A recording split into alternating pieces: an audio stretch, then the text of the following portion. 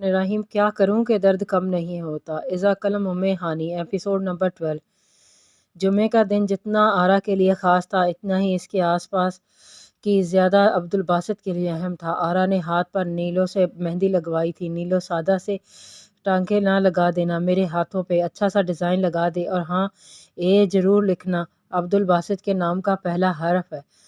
अच्छा आरा, लिख दूंगी। कारे बावली हुई जा रही है। नीलो प्याली में मेहंदी डाले माचिस के तिनके से उसके गोरे हाथों पर मेहंदी के नक्शो निगार बनाने की कोशिश करी थी। नसीबों की बच्ची, इधर आकर बैठ। कहाँ है तू? आरा ने दूसरी लड़की को आवाज़ दी। काहे बात है आरा?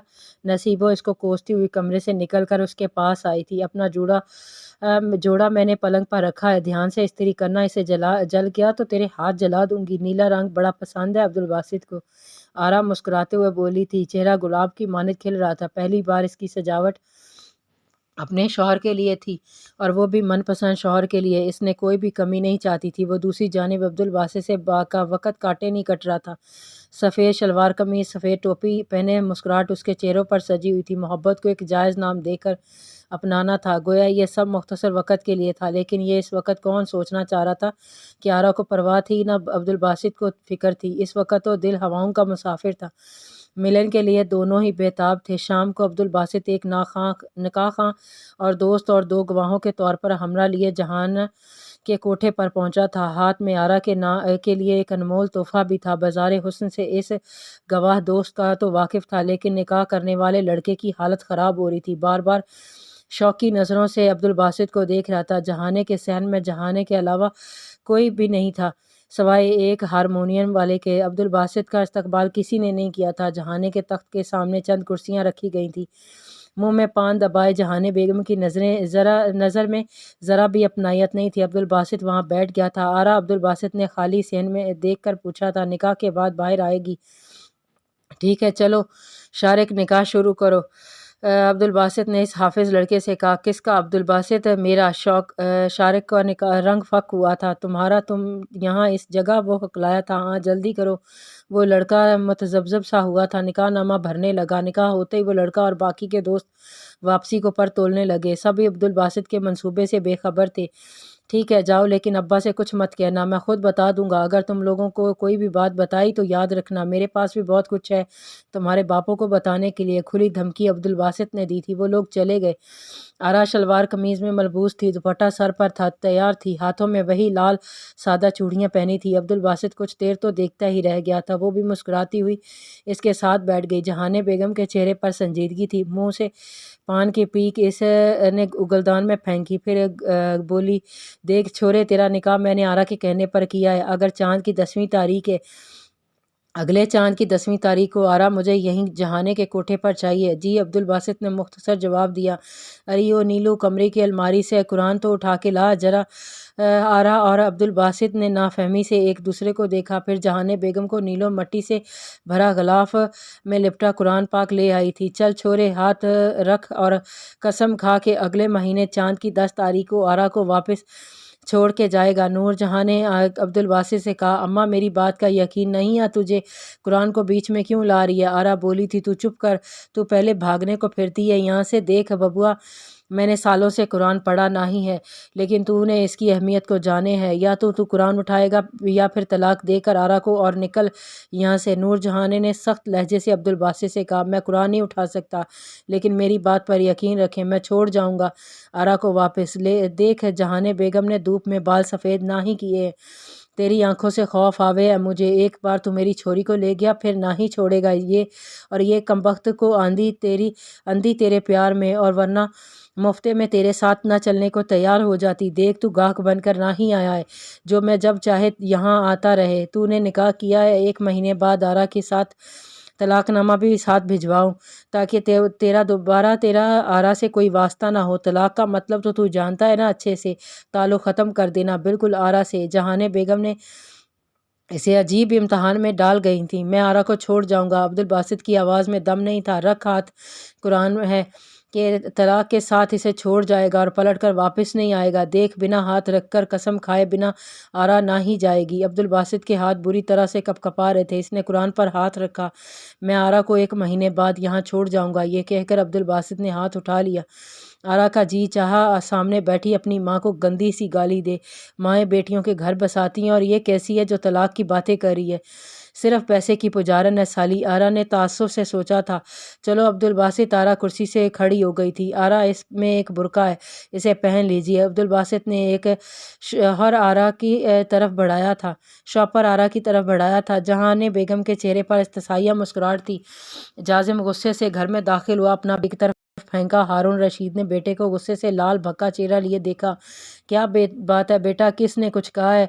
बाबा, आप कहते हैं नजरें झुकाना बहादुरी है, गैर औरत को गौर से देखना गलत है। लेकिन पता है मेरे क्लास के लड़के क्या कहते हैं? 15 साल जाजिम ने ताज्जुब से हारून रशीद को देखा। क्या कहते हैं? कहते हैं तू तो पूरी औरत हो, तुम में तो मर्दों वाली कोई बात ही नहीं है। लड़कियों के सामने एतमाद से बात नहीं करनी आती तुम्हें, तो इसमें से गुस्सा काहे आ रहा है? आजकल तो बेहयाई को एतमाद का नाम दिया जा रहा है। आपको पता है क्या कहा आज मुझे लड़कों ने? आज क्या कह दिया? कह रहे थे सच सच बता, तू मर्द ही है या को? वो गुस्से से बात अधूरी छोड़ गया। मेरी बात सुनो, पहले तो ठंडा पानी पियो, इतने गुस्से में कहाँ कोई बात समझ आएगी। हारून रशीद ने इस पानी भर के दिया। जाजिम ने ठंडे पानी पिया। हारून रशीद उसके बराबर में बैठ गया। तुम्हें क्या लगता है बेटा, दीन पर चलना आसान है? अल्लाह ने यूं ही तो इतने बड़े दर्जे नहीं रख दिए ना परहेजगारों के लिए। अपने नफ्स की लड़ाई यही तो है। लोगों को कहने दो सब, तुम बस सीधे रास्ते पर गामजन रहो। दूसरों की बात सुनकर क्या तुम रास्ता बदल लेंगे? हक को छोड़कर बातिल को इख्तियार कर लेंगे? औरतों के साथ बदतमीजी करना, बेबाकी से देखना, क्या ये बहादुरी है? ये तो कोई भी कर सकता है और कितने ही लोग करते हैं, बल्कि 80% से ज़्यादा ऐसे ही हैं। बस औरतों को देखकर नज़रें झुकाना मुश्किल है, इसे एहतराम से बात करना दुश्वार है, इसलिए तो बहुत कम लोग ये बात करते हैं। मैंने कभी तुम्हारी माँ को तुम कहकर मुखातिब नहीं किया था बेटा, मैंने हमेशा इसे आप कहा। इसके अलावा किसी और दूसरी औरत को देखा तक नहीं। मोहब्बत भी इसी से की। उसकी मौत के बाद किसी को अपनाना तो दूर की बात है, सोचा तक नहीं। इसके बाद दिल में किसी की ख्वाहिश भी नहीं हुई। तुम्हें अकेला ही पाला है। हारून रशीद ने बेटे के सर पर प्यार से हाथ फेरते हुए कहा था। बाप की बात समझते ही जाजिम का गुस्सा ख़त्म हो चुका था। बस याद था तो ये कि ख़ुद को अच्छा इंसान बनाना है, लोगों की सुननी और औरों को सहनी पड़ेगी। किसी को देखकर इसके रंग क्यों अपनाए जाए, ख़ुद पर वो रंग क्यों ना चढ़ाया जाए जिसमें अल्लाह हमें देखना चाहता है। हारून रशीद ने मोहब्बत से ये रंग ख़ुद पर चढ़ाया था। जाजिम की परवरिश ऐसी ही थी। औरत से नज़रें झुकाए बात करता था। कई बार फरमाइश करके अपनी माँ के किस्से सुनता था, जो इसकी पैदाइश होते ही दुनिया फ़ानी से कूच कर चुकी थी। उसकी तस्वीर देखते ही वो उसके नकूश इससे मिलाने की कोशिश करने लगता था। वक़्त इसी तरह तेज़ी से गुजर रहा था।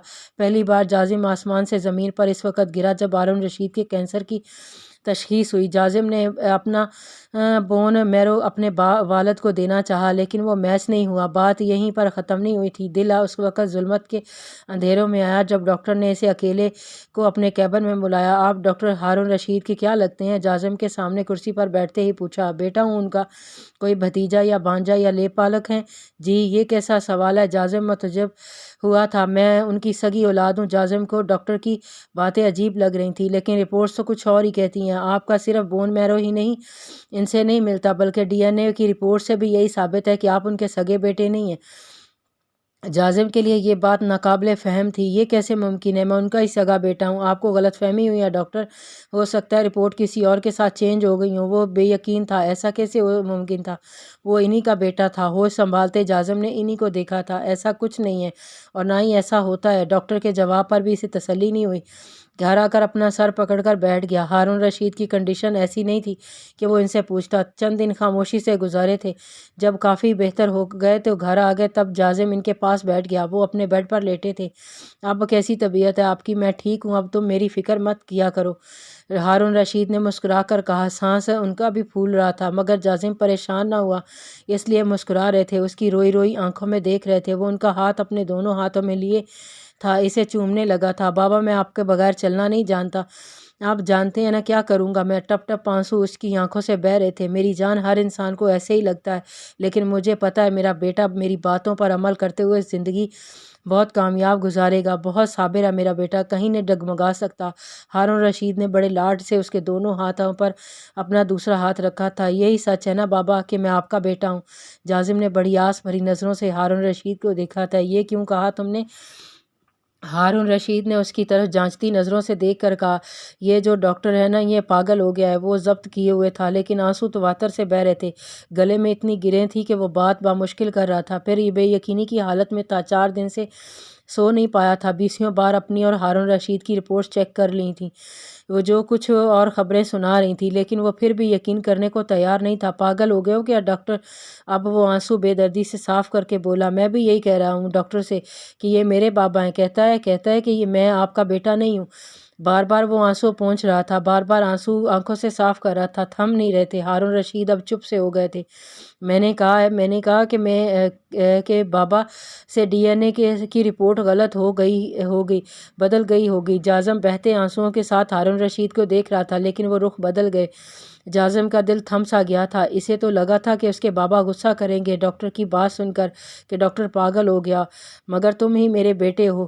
لیکن ان کی چپ نے جیسے اس کے اندر اتنی گھٹن سی کر دی تھی کہ جیسے یکدم ہی اس کے دونوں ہاتھوں سے ہارون رشید کے ہاتھ چھوٹ گئے تھے۔ جازم کو لگا بے جان سا ہو گیا ہے۔ ہارون رشید کی آنکھوں کے کناروں سے آنسو بہنے لگے۔ جازم کی بے چینی بڑھی تھی۔ یہ کون سا سچ تھا جس سے وہ اب تک انجان تھا؟ اس کی سیدھی سی چلتی زندگی میں آزمائش اب شروع ہوئی تھی۔ پورا دن ارتضیٰ اور ارمان گھر کی صفائی میں لگے تھے۔ حیا کی چھینکیں مار مار کے بری حالت ہو گئی تھی۔ اتنی ڈسٹ اس نے کبھی زندگی میں نہیں دیکھی تھی جتنی اس گھر میں داخل ہوتے اس کی ناک اور حلق پر لگی تھی۔ اپنا شیشہ جتنا صاف چمکتا محل یاد آنے لگا تھا، کانچ جیسے شفاف فرش تھے، اس پر بھی کبھی وہ آگے ننگے پاؤں نہیں چلی تھی، لیکن اگر چل لیتی تب بھی پاؤں پر اتنی مٹی نہیں لگی تھی، اور یہاں مٹی کے علاوہ کچھ نہیں تھا۔ رات تک ہی رومان اور ارتضیٰ پورے گھر کو صاف کر کے گھر کی شکل نکال پائے تھے۔ نہانے کے بعد رومان تو نڈھال ہو چکا تھا، لیکن ارتضیٰ کھانا لانے باہر نکل گیا۔ وہ جگہ بھی آبادی سے خاصی دور تھی، ایک تھکا دینے والا دن تھا۔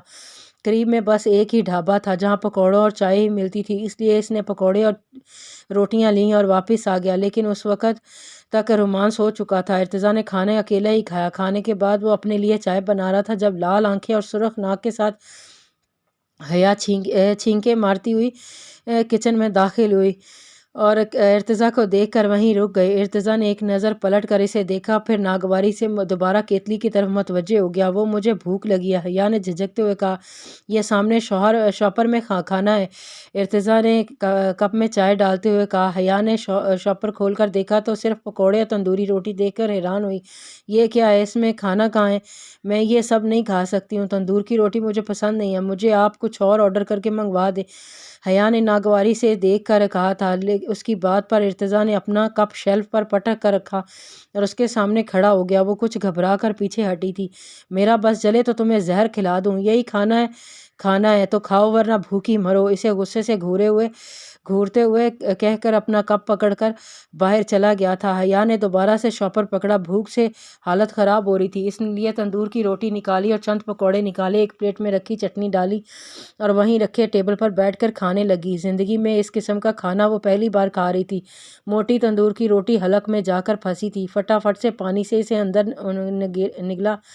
آدھی روٹی بمشکل اس نے پانی پی کر کھائی تھی، اس کے بعد پھوٹ پھوٹ کر رونے لگی تھی۔ حیا بیٹیا، ساری ڈشز آپ کی پسند کی تو ہیں، میں نے تو بنوائی ہیں، آیا نے بادب کھڑے ہو کر کہا تھا۔ کہہ دیا نا بوا، مجھے یہ سب نہیں کھانا، اور کتنی بار کہا ہے کہ تازہ روٹی دیا کریں، پہلے سے پکی ہوئی روٹی مجھ سے نہیں کھائی جاتی ہے، میں بس 2 منٹ میں بنا دیتی ہوں، تم یوں اٹھ کر مت جایا کرو بیٹا، کھانے کی بے حرمتی ہوتی ہے، بس بھی کریں آپا۔ آیا آپ میرے لیے پیزا آرڈر کر دیں؟ حیا نے پسندیدہ ڈشوں میں سے بھری ٹیبل کو ناگواری سے دیکھا اور اٹھ کر کمرے میں چلی گئی تھی۔ اب وہ بھرا ہوا ٹیبل اسے یاد آ رہا تھا، باقی کی آدھی روٹی اس نے واپس رکھ دی، بس پکوڑے روکھے کھانے لگی تھی، ساتھ ساتھ آنسو بھی بہا رہی تھی۔ سلمان انڈسٹریلسٹ کی اکلوتی بیٹی یہاں مری کے گمنام اور سنسان سے پہاڑ پر بنے چھوٹے سے کاٹیج میں تندور کی سوکھی روٹی اور پکوڑے پانی کے ساتھ اندر نگل رہی تھی۔ کتنی بے وقت بے نام سے گزرے تھے یہ 2 دن، جسے حیا کچھ تھی ہی نہیں۔ میڈیا پر اٹھنے والی دھواں دار خبریں کتنی جلدی دم توڑ گئی تھیں، کسی کو خبر نہیں تھی کہ وہ کہاں ہے اور نہ کسی کی اسے خبر تھی۔ پھر اپنے موبائل کی یاد آئی تھی، 2 دن پہلے اس نے موبائل بند کر کے پرس میں رکھ دیا تھا، اب پتہ نہیں کہاں تھا، شاید ارتضیٰ کے پرانے گھر میں۔ او شٹ، وہ موبائل وہاں سے شاید نہیں لائی، رومان کے کمرے کے دراز میں رکھا تھا، رکے ہوئے آنسو پھر سے بہنے لگے۔ اس کاٹیج میں بھی 2 ہی کمرے تھے، مطلب اس کے لیے اب بھی لاؤنج کا صوفہ ہی بچا تھا۔ وہ کچن سے نکل کر صوفے پر جا کر لیٹ گئی، روتے روتے سو گئی تھی۔ یہ کیا کہہ رہے ہو تم؟ وہاج کی بات سن کر ارتضیٰ ہتھے سے اکھڑ گیا تھا۔ ٹھیک کہہ رہا ہوں، اچھے وقت پر تم وہاں سے نکل گئے۔ حیا کے باپ اپنے کرائے کے گنڈے بھیجے تھے تمہارے گھر پر، بہت توڑ پھوڑ کر کے گئے ہیں، وہ سارا سامان برباد کر چکے تھے۔ میرا ارتضیٰ کو گھر کی ایک ایک چیز یاد آئی تھی جو اس نے بہت محنت سے کمائے پیسوں سے بنائی تھی۔ ہاں، کوئی چیز سلامت نہیں چھوڑی ہے۔ میں صبح ہی واپس آ رہا ہوں۔ چھوڑوں گا نہیں انہیں، مجھے ان کی بیٹی سے کوئی دلچسپی نہیں ہے، صبح ہی طلاق دے دوں گا اسے۔ میری طرف سے جائے اپنے باپ کے پاس۔ وہ متشل ہوا تھا۔ ارتضیٰ دماغ سے کام لو، بات ابھی تازہ ہے، سارا الزام تم پر آئے گا، ابھی تو کوئی تمہاری سنے گا بھی نہیں۔ وہاں سے نکلنے کی کوشش مت کرنا۔ وہاج نے یہ کہہ کر فون رکھ دیا۔ ارتضیٰ کو گھر کی ہر چیز جیسے آنکھوں کے سامنے آنے لگی تھی۔ کتنی محنت سے بنائے جاتے ہیں گھر، اور یہ دولت مند لوگ ان کے لیے برباد کرنا کتنا آسان ہے۔ مجھے سمجھ یہ نہیں آتا تھا کہ میں نے اس لڑکی کا کیا بگاڑا ہے۔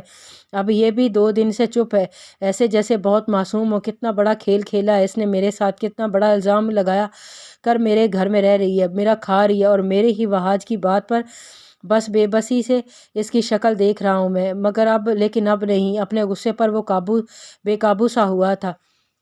اپنے کمرے کا دروازہ کھولا تو وہ سامنے صوفے پر رومان کے ایسی ٹراؤزر شرٹ میں ملبوس سو رہی تھی جو 2 دن پہلے پہنا تھا۔ وہ تیز تیز قدم اٹھاتا اس کے پاس گیا، دل چاہا صوفے پر رکھے کشن اس کے منہ پر رکھے اور جان لے لے اس کی۔ اسے بازو سے ہلایا، وہ یکدم اٹھی تھی۔ آپ یہاں کیا کر رہے ہیں؟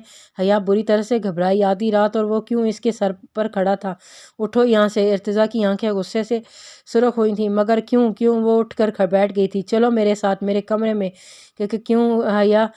میں کیوں؟ حیا کا خون خشک ہوا۔ ارتضیٰ جھک کر اس کے قریب ہوا تھا۔ کیونکہ میں نے ریپ کیا ہے نا تمہارے ساتھ، اور آج دوبارہ بھی کرنے کا ارادہ ہے۔ سرخ آنکھیں اس کی آنکھوں میں گاڑتے ہوئے ایک ایک لفظ چبا کر اس نے حیا سے کہا۔ حیا کا اوپر کا سانس اوپر ہی میں اٹک گیا تھا۔ صوبیہ کے گھر سے سوگ ختم نہیں ہو رہا تھا، لوگوں کا تانتا سا بندھا ہوا تھا افسوس کے لیے۔ بہانہ صوبیہ کی ماں کی وفات کا تھا، لیکن بات گھوم پھر کر صوبیہ پر آ جاتی تھی۔ بڑا افسوس ہوا آپ کی بیوی کا سن کر۔ ایک شخص صوبیہ کے والد سے افسوس کر رہا تھا کہ گھر کے صحن میں بیٹھا تھا۔ بس اللہ کا حکم ہے۔ ویسے آپ کی بیٹی کا سن کر دکھ ہوا ہے، اس شخص نے سنجیدگی سے کہا۔ برائے کرم آپ اس کا نام مت لیں، مر گئی وہ ہمارے لیے۔ صوبیہ کے والد کے چہرے پر نفرت ہی نفرت تھی۔ اس شخص نے گہری سانس لی۔ صحن کے اندرونی حصے میں سامنے فریم پر لگی تصویر پر نظر پڑتے ہی وہ چونکا تھا۔ یونیفارم میں 2 چوٹیاں باندھے یہ وہی لڑکی تھی۔ یہ بچی کون ہے؟ اس شخص نے سامنے صوبیہ کی تصویر کی طرف اشارہ کرتے ہوئے پوچھا۔ یہی ہے وہ بدبخت، اس کے والد نے کہا۔ یہ لڑکی تو اس رات کے وقت شمس کے ساتھ بس میں بیٹھی تھی، میں نے خود دیکھا تھا، اسے لاہور جانے والی بس پر سوار ہوئے تھے دونوں۔ ہاں یہ وہی ہے، پورے 100% وہی لڑکی ہے، وہ آدمی پورے وثوق سے بولا تھا۔ کب دیکھا تھا تم نے؟ اس کے والد اشتعال میں آ گئے تھے اتوار کی رات کو۔ کوئی شک نہیں رہا تھا، انہوں نے غور کرنے کی کوشش ہی نہیں کی تھی کہ شمس بھی اتوار والے دن سے غائب تھا۔ ان کا تو اب خون کھول کر رہ گیا تھا۔ برابر میں بچھو رہتے تھے جسے وہ نظر انداز کر گئے تھے، جس نے بڑی عیاری سے انہیں ڈنگ مارا تھا، شرم نہیں آئی تھی اسے۔ دوسری طرف شمس صوبیہ کا سارا زیور بیچ کر جیب میں ڈال چکا تھا اور بے دریغ خرچ بھی کر رہا تھا۔ رات کو بھی صوبیہ کا ایک اچھے ریسٹورنٹ میں ڈنر کے لیے لے گیا، لیکن وہ جب سے لاہور آئی تھی نروس ہی تھی، جیسے ہر دیکھنے والی نظر سے اسے پہچان رہی ہو، اس پر ہنس رہی ہو کہ دیکھو یہ لڑکی گھر سے بھاگی ہے۔ ٹھیک سے کھانا بھی نہیں کھا پا رہی تھی۔ کیا بات ہے صوبیہ، چپ کیوں ہو؟ ٹھیک سے کھا بھی نہیں رہی ہو؟ شمس نے اسے سنجیدگی سے دیکھ کر پوچھا تھا۔ کچھ نہیں، بس دل بہت اداس ہے، پتہ نہیں کب سب کچھ ٹھیک ہو جائے گا صوبیہ، میں ہوں نا۔ شمس نے اس کا ہاتھ پکڑ کر تسلی دی۔ دوسری جانب جب یہ بات کمالے کو پتہ چلی، اس کی آنکھوں میں خون اترنے لگا۔ دونوں باپ بیٹا غصے سے بترا ہوئے شمس کے گھر پہنچے تھے۔ دروازہ اتنی زور سے بجایا تھا کہ جیسے توڑ ہی دیں گے۔ اس کی والدہ گھبرا گئیں اور دروازہ کھولا سامنے ان دونوں کو غصے میں دیکھ کر پوچھنے لگی، جی بھائی خیر تو ہے نا؟ شمس کہاں ہے؟ کمالہ چلا کر بولا تھا لاہور گیا ہے۔ خیر تو ہے نا بھائی صاحب؟ میری بیٹی کو بھگا کر لے گیا ہے لاہور وہ کمینہ، زندہ نہیں چھوڑوں گا اسے، جان سے مار ڈالوں گا۔ صوبیہ کے والد کا غم و غصے سے برا حال تھا۔ منزہ بھی خوف سے ایک کونے میں کھڑی تھی۔ واحد وہی تھی جو پر بات سے واقف تھی۔ جب سے وہ دونوں غائب ہوئے تھے سمجھ گئی تھی صوبیہ شمس کے ساتھ ہی گئی ہے۔ آپ کو غلط فہمی ہوئی ہے بھائی صاحب، میرا بیٹا ایسا نیچ حرکت کیوں کرے گا؟ وہ تو کام سے لاہور گیا ہے۔ کس کام سے نہیں گیا ہے؟ میرے ایک جاننے والے نے خود دیکھا اسے صوبیہ کو لاہور کی بس میں لے جاتے ہوئے۔ یہ سن کر شمس کی والدہ کے چہرے پر پسینے سے آنے لگے۔ میں فون کرتی ہوں اسے، ایسا نہیں کر سکتا، ایسا ہی کیا ہے اس نے۔ مجھے یہ بتائیں کہ وہ لاہور میں کس جگہ گیا ہے، ٹکڑے کر دوں گا۔ اس کا کمال ہے کہ بس نہیں چل رہا تھا کہ دونوں اگر سامنے آ جائیں تو جان سے مار ڈالے انہیں۔ بیٹا مجھے سچ میں نہیں پتا تھا وہ لاہور میں کہاں ہے، اور سچ میں جانوں اسے بولو کہ صوبیہ کو لے کر کل یہاں پہنچے، ورنہ میں ڈھونڈ لوں گا اسے اور جہاں نظر آیا مار ڈالوں گا اسے۔ کمالے نے انگلی اٹھا کر تنبیہ کی۔ شمس کی والدہ کا رنگ اڑ سا گیا تھا۔ تانیہ پہلے سے کچھ ٹھیک ہونے لگی تھی، گھر کے کام کاج میں دلچسپی کرتی تھی، اپنے شوہر کا خیال بھی رکھنے لگی تھی۔ وہ بھی اس کے کھانے کی بہت تعریف کرتا تھا۔ تانیہ آپ کے ہاتھ میں جادو ہے، سچ میں اتنا ذائقے دار کھانا میں نے پہلے کبھی نہیں کھایا۔ تانیہ اب ذرا سا مسکرا دیتی۔ گھر میں بھی رد و بدل کر کے اس نے چینج کر دیا تھا، لیکن وہ ضرور پریشان تھا۔ جب بھی اس کے قریب جاتا اسے وجود پر زخم دیکھتے ہی ایک اذیت میں مبتلا ہونے لگتا تھا۔ ایک دن وہ اسے ڈاکٹر کے پاس لے گیا تھا اور اس کے جسم پر بہت گہرے زخم تھے، جیسے جلتا سگریٹ بجھایا گیا ہو، یا نہ جانے ایسے کیا جلتا ہوا لگایا گیا ہو کہ جلد کے ساتھ ہی گوشت تک جل چکا تھا۔ زخم کافی بھر چکے تھے لیکن مکمل ٹھیک نہیں ہوئے تھے۔ اس کے لیے ہر بار تانیہ کے زخم دیکھنا اذیت میں ڈال دیتا تھا۔ تانیہ اس بات سے انجان تھی کہ وہ اسے ڈاکٹر کے پاس کیوں لایا تھا، کیونکہ وہ ایک گائنیکولوجسٹ عمر رسیدہ ڈاکٹر تھیں۔ تانیہ کو اپنے ساتھ اندر لے گئیں۔ تانیہ بری طرح سے گھبرائی ہوئی تھی۔ ہاسپٹل کے گاؤن پہنانے اس ڈاکٹر نے جب اس کے جسم پر جارحیت کے نشانات دیکھے تو یکدم آنکھیں بھیج گئی۔ کس نے کیا یہ سب؟ میں آپ کی ڈاکٹر ہوں، بتائیں مجھے۔ تانیہ کی اڑی رنگت اور بدحواسی دیکھ کر اس نے پیار سے پوچھا۔ میں کچھ نہیں بتا سکتی، مجھے باہر جانا ہے اپنے ہسبینڈ کے پاس، وہی تمہیں میرے پاس لائے ہیں۔ دیکھیں میں آپ کی ڈاکٹر ہوں، مجھ سے کچھ مت چھپائیں۔ کیا ہوا ہے آپ کے ساتھ؟ ریپ؟ وہ بمشکل بولی تھی۔ او ویری بیڈ۔ کب؟ شادی کے بعد؟ نہیں، پہلے۔ بہت غیر انسانی سلوک کیا گیا ہے آپ کے ساتھ۔ لیڈی ڈاکٹر نے معائنہ کرنے کے تانیہ کی حالت دیکھ کر ترس آ رہا تھا۔ اس کے اٹھنے کا کہہ کر وہ باہر آ کر کرسی پر بیٹھ گئی تھیں۔ میں کچھ میڈیسن اور ٹیوب لکھ کر دے رہی ہوں، آپ کے زخموں میں اب بھی انفیکشن باقی ہے، اس لیے وہ اب تک ٹھیک نہیں ہو پا رہے ہیں، لیکن وہ 2 اپروو سے کر لیجئے گا، جلدی ٹھیک ہو جائیں گے۔ وہ ایک سلپ پر تیزی سے ہاتھ چلا رہی تھیں۔ آپ باہر جائیں، اپنے ہسبینڈ کو اندر بھیجیں، ڈاکٹر نے کہا، اور وہ سلپ اپنے ہاتھ پر پاس رکھ لی۔ تانیہ باہر چلی گئی۔ کچھ دیر بعد وہ ڈاکٹر کے پاس آئی تھی۔ دیکھیں آپ کی مسز کے ساتھ یہ حادثہ ایک بار نہیں ہوا، کئی بار ہوا ہے، اور بہت بے دردی سے تشدد اس کے ساتھ کیا گیا ہے۔ میں نے 40 سال کی اپنی اس لائف میں ایسے بہت سے کیسز دیکھے ہیں، اور جہاں تک میرا تجربہ کہتا ہے کئی بار ان کا ابارشن بھی ہو چکا ہے۔ ایسی حالت اکثر ان خواتین کی ہوتی ہے جو یہ کہہ کر ڈاکٹر سے چپ ہو گئی تھیں جو کہ کیا ڈاکٹر دیکھیں میں کہنا نہیں چاہتی، مگر آپ کیا کہیں، ان سے ایک عرصے تک جسم فروشی کا کام لیا گیا ہے۔ یہ سن کر جیسے وہ کنگ رہ گیا تھا۔ میں نے کچھ ٹیسٹ لکھ دیے ہیں، آپ یہ بھی کروا لیجئے گا، باقی وہ میڈیسن پراپر کھائیں گی تو وہ زخم جلدی ٹھیک ہو جائیں گے، لیکن ذہنی طور پر انہیں نارمل ہونے میں وقت لگے گا۔ وہ سلپ ڈاکٹر کے ہاتھ سے لے کر باہر آ گیا تھا۔ تانیہ اسے دیکھ کر کھڑی ہو گئی۔ واپسی تک کا سفر خاموشی سے گزرا تھا۔ لگ رہا تھا کہ کہنے کو کچھ بچا ہی نہیں ہے۔ گھر آ کر بھی اس نے تانیہ سے بات نہیں کی تھی، سیدھا دوسرے کمرے میں چلا گیا تھا۔ اتنا بڑا ظرف کہاں سے لا سکتا تھا؟ کسی کے ساتھ حادثہ ہو جانا اور جو وہ ڈاکٹر سے سن کر آیا تھا وہ اور بات تھی۔ اسے لگا تانیہ کو تو پتہ نہیں وہ نارمل کر پائے گا کہ نہیں، لیکن خود ضرور پاگل ہو جائے گا۔ پہلے تو جی میں آیا کہ کیوں خود کو اتنی بڑی آزمائش میں ڈالے، طلاق کا کاغذ پکڑا کر خود کو روز کی اذیت سے بچا لے، لیکن پھر تانیہ کا چہرہ سامنے آنے لگا، اس کی تکلیف، اس کا اسے دور ہونا، ڈرنا، مرد سے نفرت کا اظہار کرنا، اس کی ذہنی حالت، اس کا پاگل پن۔ اسے لگا کہ ایک ایسی لڑکی کو سہارا دینے کے بعد دوبارہ سے انہی اندھیروں میں پھینک دینا اس پر اور بھی بڑا ظلم ہے۔ پوری رات وہ خود سے جنگ کرتا رہا، دل کہتا رہا مظلوم ہے، بیچاری ہے، خود پر جبر کر لو، اپنا ہی لیا ہے تو ساتھ بھی نبھاؤ۔ دماغ کہتا کیسے اسے چھوڑ سکتا ہوں جو بازاری لڑکی ہو، جہاں بھی اسے لے کر جاؤں گا اس کا کوئی نہ کوئی گاہک ٹکرا جائے گا، کیسے ان نظروں کو فیس کروں گے۔ انجانے میں خود بہت بڑی مشکل میں ڈال چکا تھا۔ اسے تو بس یہ بتایا گیا تھا حادثہ ہوا ہے، لیکن یہ تو کچھ اور تھا۔ اتنا بھی وہ پارسا نہیں تھا کہ ایسی آزمائش سے گزرے۔ صبح آفس جانے وقت تک وہ کوئی فیصلہ نہیں کر پایا تھا۔ آفس میں بھی ہوتا دن بس یوں ہی گزرا۔ رات کو جب وہ گھر پہنچا تانیہ کچھ روئی روئی سی لگ رہی تھی، لیکن اس نے اس بار وجہ نہیں پوچھی تھی۔ کھانا بھی چپ چاپ کھایا تھا، نہ کہ اس کے منہ میں پہلا نوالا ڈالے، نہ ہی اس کے کھانے کی تعریف کی، نہ ہی کوئی بات کی۔ رات پھر سے دوسرے کمرے میں بیٹھ گیا، پھر سوچوں کا سلسلہ وہیں جڑ چکا تھا۔ رات 3 بجے اس کے کمرے کا دروازہ کھلا تھا۔ تانیہ روتی ہوئی اندر داخل ہوئی تھی۔ وہ صوفے پر بیٹھا تھا، پریسپریشن تھا جب وہ اس کے پیروں کے پاس بیٹھ کر اس کے پیر پکڑ کر رونے لگی تھی۔ باقی آئندہ